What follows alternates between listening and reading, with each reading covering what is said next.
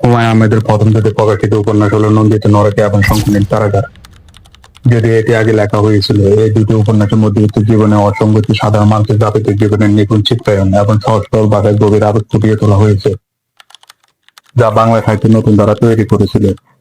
নন্দিত নরকে 1971 সালে বিশ্ববিদ্যালয়ের পড়ুয়া অবস্থায় লেখা। এটি ঢাকা বিশ্ববিদ্যালয়ের ছাত্র থাকাকালীন সময়ে লেখা একটি কালজয়ী উপন্যাস। উপন্যাসে একটি নিম্ন মধ্যবিত্ত পরিবারের দৈনন্দিন জীবনের জটিলতা, পারিবারিক টানাপোড়েন এবং প্রতিবন্ধী বোন খুশির মাধ্যমে জীবন ও মৃত্যুর এক অদ্ভুত বাস্তবতা তুলে ধরা হয়েছে। উপন্যাসটি প্রকাশের সাথে সাথে ব্যাপক পাঠকপ্রিয়তা পায় এবং লেখক শিবির পুরস্কার লাভ করে। শঙ্কুনীল কারাগার দ্বিতীয় প্রকাশিত উপন্যাস। এটি ছিল হুমায়ুন আহমেদের লেখা প্রথম উপন্যাস। শঙ্কুনীল কারাগার মধ্যবিত্ত পরিবারের সীমাবদ্ধতা, অভাব অনটন এবং সম্পর্কের টানাপোড়েনকে কেন্দ্র করে আবর্তিত।